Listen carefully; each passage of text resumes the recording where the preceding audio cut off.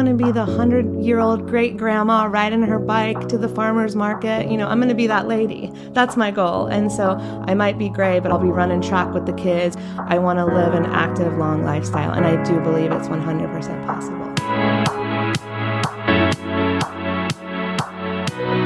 Hello and welcome to the Llama Podcast. I'm Peter Bowes, and Llama, Live Long and Master Aging, is where we explore the science and stories behind human longevity. This is our second podcast from the podcast movement gathering in Anaheim, California. Thanks, by the way, for all of the positive reaction to our first episode, talking about longevity and what it takes to live a long and healthy life. Well, today I'm joined by Allison Melody, co-host of the Food Heals podcast.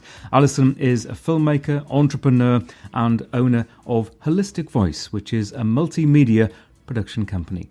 Allison, welcome to the Llama Podcast. Thank you so much for having me. It's a great event, and one of the nice things about this week is that you get to meet like-minded people. Yes. And it's a kind of a double whammy for me interviewing you, because we're interested in the same things. I know. And we're both doing podcasts about it. Yeah, and I listened to the story you did about the blue zones in Loma Linda, and I was absolutely blown away. And I love those kind of topics, and talking about how are people living to 100? What are their secrets? What are they doing differently? Yeah, I mean, it is fascinating. That was a documentary that I made for the BBC a couple of years ago. And you're right, I spent a few days in Loma Linda meeting the people who live there. And for anyone who doesn't know, this is, as you say, Alison, one of the blue zones, so-called blue zones. Someone with a map one day put a blue ring around certain parts of the world because they were the longest lived. It'll be interesting to get your read on why these people live much longer than most Americans, 8 to 10 years. For me, there are three components: their diet, their exercise, and their spirituality. Yes. And I think it's so important that, are you living the life that makes you happy? And so what I recognize in the people in Loma Linda is they're happy because they have that community, because they're exercising and keeping their bodies healthy and in check. And if we're living lives that make us miserable, whether it is working at jobs that we do not like, or whether it is not spending enough time with the people we love because we live far away from them or something like that, that is when that opens up for disease to be able to develop. And so I believe that there are people that smoke their whole life and don't die of cancer. Why? I think it's because they're so happy. And that might sound a little woo-woo and crazy, but it really is how I feel. Maybe controversial as well. Yes. Maybe they have, and I think there is such a thing as the longevity gene that seems to apply no matter what you do in life. If you have that longevity gene, it seems to surpass all the bad things, essentially, that you can do to your body, and you still live a long and seemingly healthy life. For my reasoning, it doesn't excuse doing some of those bad things. I wouldn't start to smoke just because I thought I had a longevity gene. And I would never recommend that.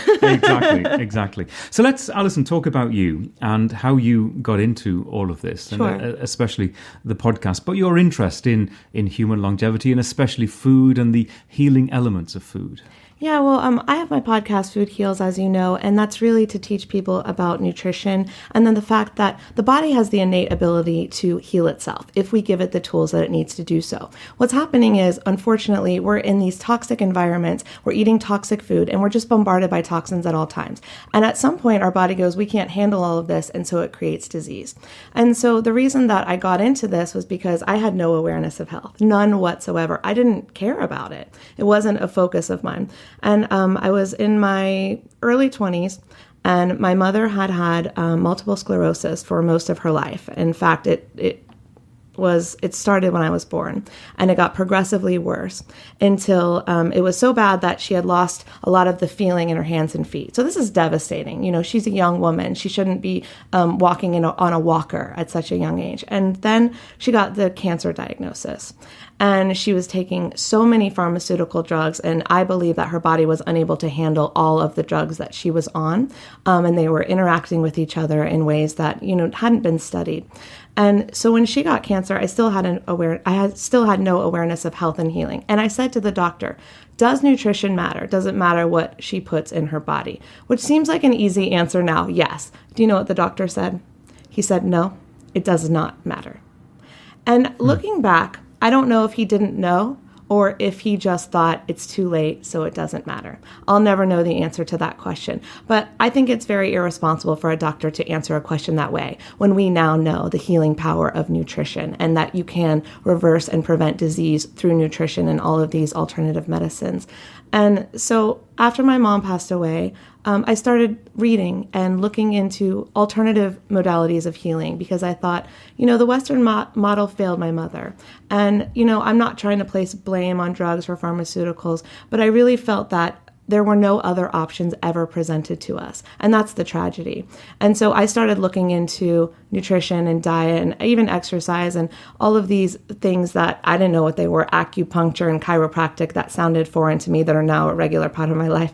And I started talking to my dad and saying, you know what, maybe you should eat a little better. Maybe you should stop drinking so much. Maybe you should stop smoking. And, he said, thanks, honey. Great. He pretended to drink the garlic smoothie concoctions that I would make him that I told him were going to heal him. And, he didn't want to live his life the way that I wanted him to live his life. So that was a big lesson for me as well. I think it's the way that different people define living your life. Yes. And for some people, it is doing those things that now for you seem and feel so abhorrent. Yes. And it's no fault of their own in most cases. My dad didn't know better, so he couldn't do better. And so he ended up getting cancer as well and passing away. And so by the time I was 25, I have no brothers and sisters. I was basically an orphan. And I know at 25 we're supposed to be adults, but it felt like I was a little girl who just lost mommy and daddy. And so I dedicated my life to this because I realized that had my parents known better, then maybe perhaps they could have done better. And I personally will never get cancer because I lead the most holistic, healthy life that I can. And if I do believe that I have the tools to reverse it. Do you believe that? I do believe that. Really that. Don't think you will get cancer because of your lifestyle now? Yes, I do. And check with me in 50 years and we'll find out. Well, I always say that as well, because I do things maybe not quite as holistically as you, but certainly in terms of diet and exercise. And the goal is to live long. Yes. And it is to stave off the potential of getting disease in my 60s, 70s and 80s, that typical decline into old age. Right. It is to push back the time, basically to extend the health span. Yeah. And so these were big lessons for me. And so I realized that our levels of toxicity vary. And it does depend on our genes, as you were saying earlier, how we respond to toxicity. So some people can sit there and eat, 3 burgers and be thin and look healthy, right? And then there's someone else who can't do that because their body doesn't have the power to detoxify. And I'm not saying eating 3 burgers is healthy, and nor was I saying smoking is healthy. I'm just saying that everyone is born differently. We come into this world with different genetics. We have different environmental factors that may affect our health at a young age. That's why there are these cancer clusters. People are drinking toxic water and things like that. So we all come into it in a different way. And so our body responds differently. But what everyone can benefit from is eating more fruits and vegetables. You can't deny that. And so that's a good place to start. Yeah, and it is going back to what you said a second ago in terms of the doctor's response. I've had many doctors sitting opposite me, cardiologists and other specialities, cancer doctors, saying they maybe had 30 minutes of nutrition education during all of their years. They spent training to be a doctor, which is quite shocking. Yes, and it shouldn't be that way. And so when I go to a medical professional now, I go to integrative doctors, naturopaths, and functional medicine doctors who have all had many years of nutrition as well as Western medicine training. And so they're able to really look at the body as a whole and not treat the symptoms of disease, but actually treat the cause of disease and come from a holistic perspective to heal your body, not just mask symptoms so you don't feel them, because that's not a cure. That's not healing. So you had this experience with your parents. How has that influenced your choices as you have moved forward with your life and especially developed your career doing what you do now? Yeah, I mean, it's totally become my career to do this because it's all I want to do and all I want to talk about. But the way it's affected my lifestyle, I now have a daily meditation practice. I have a daily exercise practice, and I eat a plant-based diet. And I know it's not for everyone, but it's exactly what works for me. And I thrive on that diet. I used to wake up and I would go, oh, another day. I'm so tired, and I couldn't get out of bed, and I wasn't even a coffee person that needed the coffee. There was nothing that could get rid of this constant fatigue that I felt. And not that I'm perfect now, if I stay up too late, I'll get the fatigue. But because of my diet, exercise, and I believe my meditation practice, I've now gotten rid of that. So I wake up full of excitement and joy, and I'm so excited to start my day. So take me through an average day in terms of what you do and those special components that help you feel as you do from a diet and exercise perspective. Sure. So I try to be really consistent about a few things, and then some things slide. But I'll go through my ideal Because we're all day. human, as they say. Yes, exactly. So I think one thing that I learned for myself was I used to wake up and immediately check email, check social media, things like that. And a lot of people are doing that because we feel like we have to be on all the time and check these things.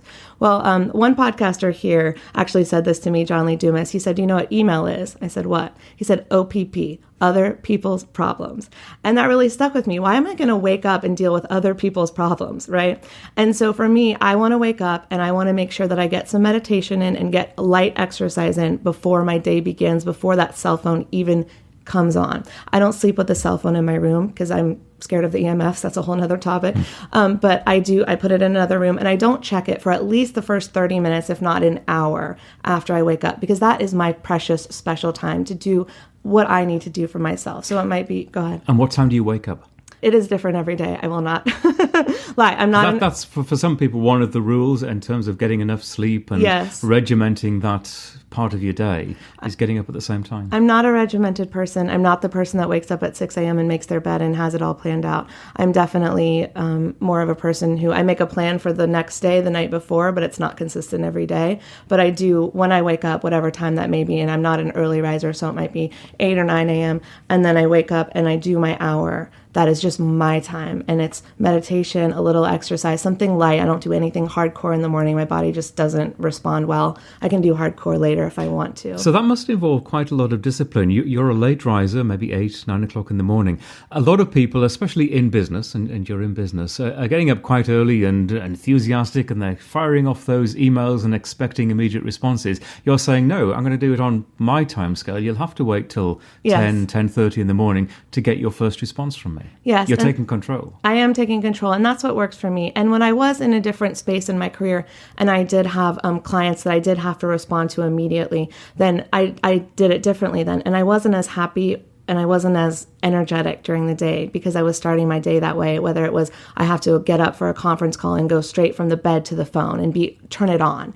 And that wasn't working for me. And so now if I do have to do a call or something like that, I do try to schedule it later in the day when I'm my best self and I can give fully and be fully present. When I do my podcast interviews, Suzy, my co-host, is the same way. She's also a late riser. So we don't really do morning interviews. We do afternoon and evening interviews because that's when we feel our creative fire. And everyone's got that creative fire at a different time. For some people, they have it at 6 a.m. For some people, they have it at 10 p.m. And Suzy and I happen to fall into that later category. So you start the day on your agenda. Yes. You do your meditation. You ease into the day. Yes. And then what do you eat? Breakfast? What's the first time you actually consume something? So I usually do practice intermittent fasting, which means I don't eat until 12 p.m. And it may vary. Let's say there are some days I work on film sets, so some days that's totally thrown out the window. But on a general day when I wake up and I don't have someone else's agenda or something like that, I won't eat till 12 p.m. and that's when I have my first green smoothie.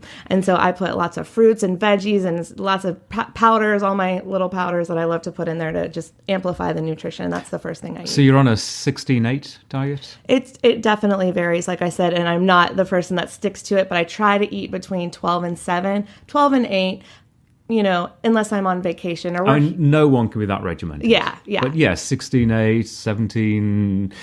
Yes. And that's how I thrive. But I know other people that must have breakfast as soon as they wake up. And if that's how they thrive, that's what they should do for their body. So don't take it as health advice. Do what works for you. Try it out. Does intermittent fasting work, or do I need to eat first thing? See what your body responds best to. Actually, I used to be just like that. And I firmly believe you can change. And I think you can change when you understand that another way is perhaps better for you and that you can adapt and you don't have to eat. And I agree with you totally. Some people have to eat straight away. And I used to be like that. But I, today, for example, didn't eat till 12 o'clock, apart from coffee during the morning. Coffee is the thing that keeps me going. Sure. But the need to eat food, I can wait a few hours. And I think I do feel better for it and understand the potential long-term benefits. benefits as well. Yeah, and I don't know the stats, you might be able to speak to them better, but there is a lot to say about longevity and this intermittent fasting things. There are people that fast for 24 hours, things like that. I don't really do that. And when I have done it, I always still drink green juice because I always need some sort of fuel and nutrition. But the people that are doing this are living longer lives, and these are what the studies are coming out now to say. And I think that's really fascinating. And it gets your body into this fat burning mode, and it's something that you can't get to if you don't fast for long enough. Breakfast is break fast because we fasted all night long. So if you are eating at 10 o'clock at night and then waking up and eating at 7 a.m., you haven't fasted very long. And that's when your body is detoxing, right? And so we want to give our body as much time as it needs to detox before we start eating again. So you have your delightful sounding smoothie. Just you mentioned the powders. Yes. Pull the veil back a little bit. What sort of, are you talking protein powders or what kind of thing? I have some protein, I have some green, I use the Organifi greens. And these are plant proteins? Yeah, they're all plant-based. I don't do whey or anything like that because my diet is plant-based, and that's what works for me. So I also do maca, I'll do cacao nibs. I've got so many powders, you wouldn't and I just put them all in, and it makes me feel like I'm getting all the nutrients that I need. And I think it's really important for me, especially when you eat a vegan diet, you get deficient in things like B12, and so I do a lot of B12 supplementation and things like that. So, I've also been to a functional medicine doctor who has looked at exactly what my body needs. She did a blood test, a hair test, spit test, a stool test, all of those things, discovered what I was deficient in, and then gave me the supplements that I needed. So those go in the smoothies as well, right? And so that's what works for me. So if you are looking, what supplements should I take? Well, it's very individualized. And let's just backtrack a little bit. You mentioned, obviously, you don't use whey protein because it's animal derived. Right. What is your thinking? And I think everyone has different understanding and different reasoning for having a plant-based diet. Yeah. So what is yours? Is it an understanding of the science or is it broader than that? I have a few reasons. The reason I started was because I discovered, and there are so many books and documentaries about this that can speak better than I can, but that it was the most anti-cancer diet out there, and that people were preventing and even reversing cancer with a plant-based diet. And I've interviewed those people and I've met those people. And so I completely believe it. You should research for your own if you're listening. And then the second reason is I think that factory farming is one of the most destructive forces on the earth today that's destroying our environment. And if you eat plants every day, that you eat a vegan diet, even if you're not vegan, you save one animal per day. And that really resonates with me because I'm an animal lover. And at one point I just decided, I'm such an animal lover. How can I still have them on my plate? And so it was kind of a multifactorial approach where it was a little bit animal activism and a lot health. A lot of books and a lot of films about veganism, about vegetarianism, about factory farming. Is there one that you would most recommend to people, let's say, in terms of films? I have so many. The one that just came out called What the Health by Kip and Keegan. I was going to mention that. Okay. That's proven to be very controversial. I know. That one just came out. They did one before that called Cowspiracy. There's Forks Over Knives. A really good one that I don't think is controversial is Fat, Sick, and Nearly Dead with Joe Cross, where he reversed his autoimmune disease, chronic urticaria, and lost hundreds of pounds just by green juicing and then eating a mostly plant-based diet. And I've interviewed him and he says, I eat this plant-based diet, I eat all these green juice, and then once in a while I have a steak. And that's what works for him. But he was able to reverse chronic autoimmune disease. And if you can see the transition in the film, which is really beautiful. Yeah, people, vegetarians, pescatarians, experts in the field have said to me, look, occasionally, maybe it's Christmas Day, maybe it's Thanksgiving, if you want to have chicken or turkey, if you believe you can do that and you will enjoy it with your family, do it. It won't kill you. Absolutely, I agree. And then there is a whole other side to that, and there's the animal husbandry side of it, and you may have ethical disagreements with that, which I think is a completely separate issue in terms of the pure biological interaction with your body and the potential of that food. Sure. What the Health? You mentioned that film, yes. and I mentioned that it's controversial. Sure. What do you think of it? Well, I'm on the What the Health guys side. I think it really opened up a lot of people's eyes. It helped a lot of my friends actually transition from vegetarian to now vegan. And I think that's really, really amazing. I know that I read some things, and this may be what you're talking about, where the stats weren't quite accurate. But in my view, I believe that they were close enough. And the fact that they're helping people get healthy is really what matters here. I think there were several criticisms. One was that they kind of cherry-picked the facts a little bit to suit the argument and to suit the cause. And perhaps the other argument was that an opposing view wasn't really given an opportunity to get involved and to develop a debate in that sense, that it was very one-sided. Yeah, and I mean, the filmmakers are making the film that they believe in. And so I can't speak to their motivations or anything like that, but I'm making my food film Heals, and it's going to be about my journey. And so I'm not necessarily going to show both sides of everything. I'm just going to say, this is my journey and this is what I've learned, and take from it what you will. And so I believe that's what they tried to do. And I know it is controversial, and I do understand why some people are up in arms about it. But I feel like, like I said, the best thing that's coming out of it is it's helping people get healthy. And that's my goal too. So I love it. Well, you mentioned your film. I was going to talk about it a bit later. Let's talk about it now in terms of what you're making. And you obviously have now a very successful career in media in terms of production. But is this your first project of this magnitude? Yeah, so I've been making films and documentaries and PSAs and commercials and things like that for clients for 12 years now. And it's been so rewarding, and I've learned so much. But it's about time that I made my own film. And I've been wanting to make it for so long, and I've been interviewing people for it for a few years, and I just haven't actually put it all together yet. And so my goal of 2018 is to complete that film and tell my story. And it's tough, because it's talking about my parents and what I went through. And while right now we can have this conversation without tears, when I really go into it, it's very, very deep and very, very hard. And the one time my husband tried to put me on camera, I just started bawling, crying, and it was a wreck. And, he said, well, let's use this because it might help someone. And I was like, I look like a mess. And so But you're being honest. I'm being honest. Yourself. Yeah. And so I haven't quite figured out how to tell the story in a way that doesn't make me look like a mess, but also helps people. And so I'm working on that, just fully honest. In terms of the production side of something like this is quite a big undertaking, isn't it? It isn't something you would walk into lightly. Well, I think it is a big undertaking to make a film, 100%. But I do believe, because I have experience and I have lots of, camera people I can call at a moment's notice, that's not the scary part. The scary part is me telling my truth. So I'm more scared about being vulnerable than I am about hiring the crew and getting the film going and things like that. I have no problem with that. Actually, how the process might affect you. Yeah.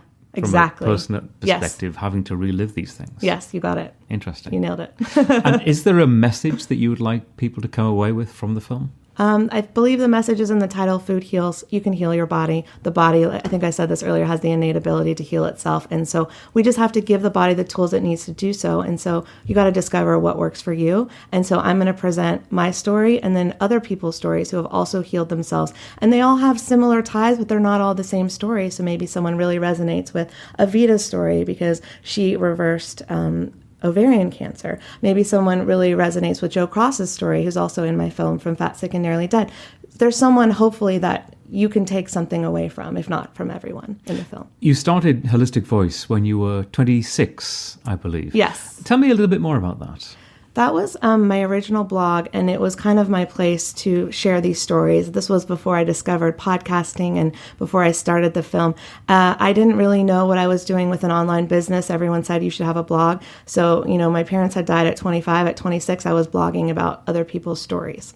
And so what happened was, I was doing this blog and no one was really reading or paying attention until I started doing the podcast. And that's when everything changed. And that's when my career really took off in this space. And I was able to actually reach people who wanted to listen. Because before that, I was writing a blog that, no one was reading, maybe a few people. I mean, thank you to my original blog readers. If you're listening, you mean the world to me. But in general, I wasn't making the impact that I wanted to make. And so when I started the podcast, I finally had a voice and a platform to speak to the people that wanted to hear and share the stories I wanted to share to people who would resonate with them. And so the Food Heals podcast came out of Holistic Voice, and now I haven't updated that blog in so long because I'm doing all Food Heals. Like so many people with their original blogs. Yes, straight up disclosure. That's what we do.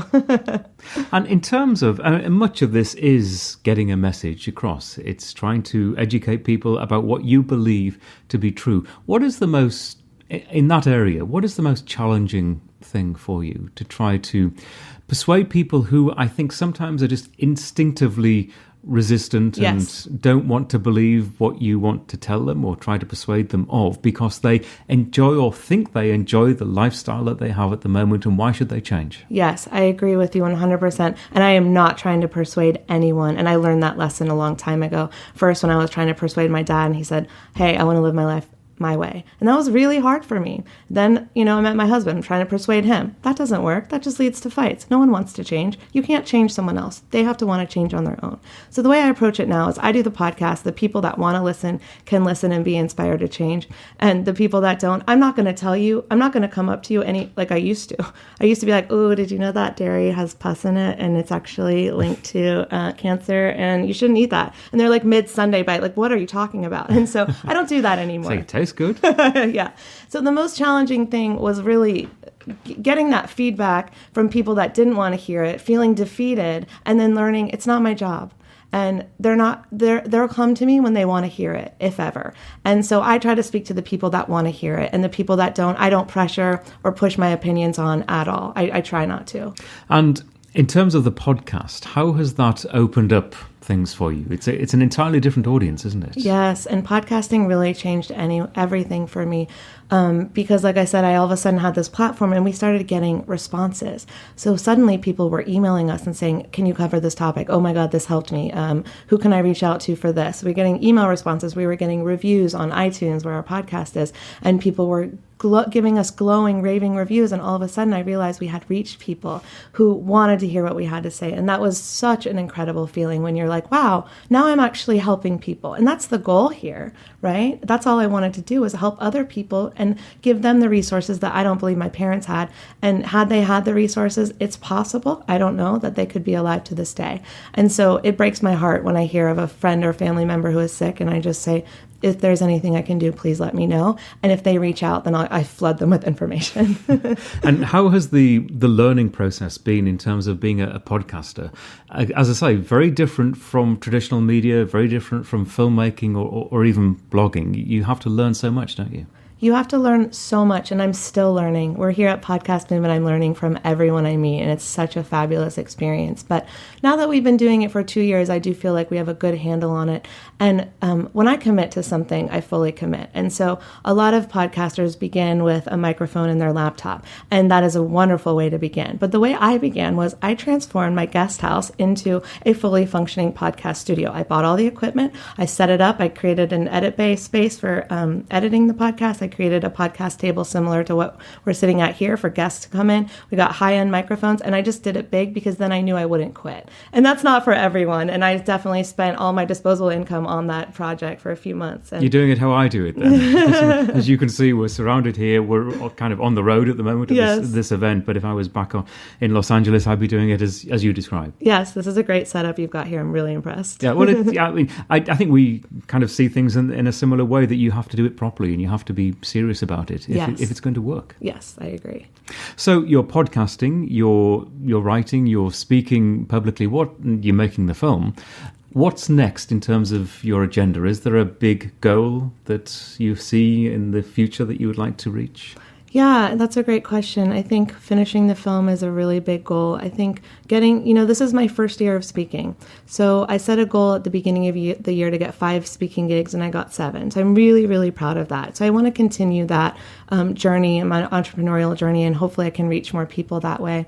And then the other goal is to finish my book that I've been writing since the beginning of the year. So those are the goals for now. And the ultimate goal is just to be a place online where anyone can come and get answers and get resources to their questions. So I would love to, and this would take a lot of funding and everything like that, but I would love to have a site where you could come and you could type in, here's the ailment I'm dealing with. And then you could find holistic practitioners in your area who could help you, that are verified in some way, that we know are actually helping people reverse and prevent disease and things like that. So I want it to be a resource where you could also log in and see other people's stories and become inspired. Because if we're not inspired, we're not going to change. You can get all the information, but if you don't believe it and it doesn't inspire you, nothing can change, right? And so my ultimate goal of my life is to inspire people to know that they can have a miracle. We are doing very similar things. I'm writing a book based on a lot of the interviews that I've done for this podcast. One interesting thing that often strikes me, nearly always strikes me, is how different people from different walks of life will answer the same question in almost exactly the same way, in that their vision is the same, even though they have different life experiences and different types of families and maybe different dietary or exercise regimes. And one question that I ask to try to elicit these kinds of responses is, do you think about your own longevity, or what do you think about your own health span, your own lifespan? And do you have a particular goal in mind? I mean, I want to be the 100-year-old great grandma riding her bike to the farmer's market. You know, I'm going to be that lady. That's my goal. And so I want to have children who have children who have children, and I get to see them grow up and have a wonderful family unit and be old. And I might be gray, but I'll be running track with the kids or whatever it is that they want to do, playing soccer with them. Like I want to live an active, long lifestyle. And I do believe it's 100% possible. That's a great answer. And it is about making the most of the precious years that we have. And let's face it, they move past very quickly, don't they? Yes, they do move past. And I know it's cliche to say, but the older I get, the more I'm like, wait a minute, how did that year just go by? It's so true. And do you always practice what you preach? Do I always? I always practice what I preach. Maybe preach is the wrong word, because I don't think you are a preacher. I try not to be. And you've made that very clear. Yeah. But you have certain beliefs about what is good for you. Yes. Do you ever slip up? I never slip up in terms of I'll never eat meat again. I'm 100% no problem with that. Have I had a little chocolate that had dairy in it? Absolutely. I'm not perfect. For me, veganism is a goal, but I have leather shoes and things like that. I no longer buy those products, but I still have those products, and that's against the ethos of veganism and things like that. So do I slip up? Things like that? Absolutely. I'm not perfect. Do I skip my meditation sometimes? Of course I do. I'm a human being. I fail. Do I skip my gratitude journal? Do I skip my smoothie sometimes? Yes. But then you better know it. The next day I'm like greens all day to make up for it. So of course I slip up. I'm human. And what's the biggest obstacle you find in everyday life? Perhaps the things that make you slip up. Maybe it isn't always your fault that you do something that you wouldn't otherwise want to do. Sure. As you go through life, maybe other people's attitudes, the society that we live in, what are the obstacles? Well, I suffered from depression after my parents died, and that will come and go. And I really do believe I'm on a healing path out of that. And sometimes, some days are harder than others. So I have their birthdays and anniversaries and things like that. And those are the days, and it may not even be a certain date, but there are days when I wake up and I'm just depressed and I'm sad because I miss my mom and dad. And so those are the times when it's the toughest. And I try to get myself out of it. And I have the tools that I've learned because I've been through multiple, healing modalities for this. I do tapping. I've done therapy. Sometimes it's just taking a walk, playing with my dogs, getting out of the house, because we all know if we are in any kind of depressed state, staying inside is the worst thing you can do because it just makes Sunlight is great. Yes, exactly. You mentioned tapping? Yes.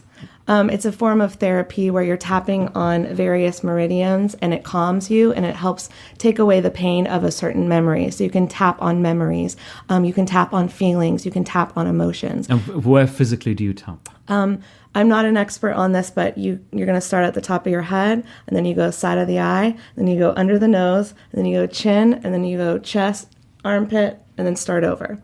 And these are certain acupressure meridian points that help stimulate parts of the body that help you then remove that, emotion from a situation. It's incredible. I feel like I sound woohoo and I'm not explaining it as I was going to say, where's the science behind this? Yes. That's a good question. I don't know, but I can tell you from my experience, from a healing of memories and depression perspective, it's very powerful. And I guess it's one of those things, if it works for you. It works for me. Yes, exactly. And so like everything we talk about, you have to experiment on yourself, be your own guinea pig, see what works for you. If this tapping thing sounds far out and crazy, then absolutely don't do it, but find something else. Do you enjoy being, I often do this, I'm a human guinea pig and have taken part in very sort of science-based projects, clinical trials, and I love it. Oh, wow. I love the measurements, I love the graphs, I love learning things about myself that maybe at the beginning I didn't want to believe, but then you see the data and you've kind of got to believe it. Yeah. It's fun, isn't it? It's very interesting. That's what happened to me after I went to the functional medicine doctor, and I had all the charts and graphs that were telling me the percents of supplements and minerals that were in my body and what I was missing. It was incredible to see that data. And of course, one of the problems with healthcare and medicine, especially in this country, is that kind of data collection just doesn't exist in terms of everyday healthcare. Right. The system couldn't support it financially. Right. And that's so unfortunate. And, it can be expensive to go to these doctors. And that's where it actually breaks my heart, because a lot of people are priced out of these options. And that's got to change, because if you know what your health issues are, you can then begin to heal them. The problem is, in both of my parents' cases, they were all of a sudden diagnosed with stage 4 cancer. Why wasn't this discovered earlier when they were both going to regular doctor visits all of the time? Had they been going to something like functional medicine, they would have been diagnosed in stage 1. So it is pretty heartbreaking. Yeah, it is heartbreaking. And I guess that's what motivates you, isn't it? Yes. That's what gets you out of bed in the morning to then meditate for an hour and a half before you're switching your phone on or whatever. But if I were to ask you, what drives you every day? I think it's a combination of those memories and your experience and the everyday, just how you feel. Yeah, passion. I have such a passion for this. If I didn't express this, I believe I'm meant to do this. And that's the passion that drives me. And if I didn't express it and I suppressed it and tried to do something else because I thought society said I needed to do this and holistic health was too woo-hoo and people weren't going to listen, then I would be crushing my spirit and I wouldn't live to 100 because I would fall into depression. So it's just passion. Alison, this has been a great conversation. Thank you very much. How do people get in touch with you and how do they listen to the podcast? Sure. We're on iTunes. We're at foodhealsnation.com. We are at Food Heals Nation on all social media channels. You can always shoot me an email if you have any questions at info@foodhealsnation.com. Alison, best of luck with the film. I can't wait to see it. Thank you. I can't wait to read your book. Excellent. It's a deal. Allison Melody, thank you very much indeed. And a reminder that there are lots of ways you can listen to us. We're on iTunes, TuneIn, Google Play Music. Our website is lamapodcasts.com. That's LLAMA podcast.com. You can get in touch from there or via one of our social sites. We're at Lama Podcast on Twitter, Facebook and Instagram. I'm at Peter Bowes and I would love to hear from you. Many thanks for listening.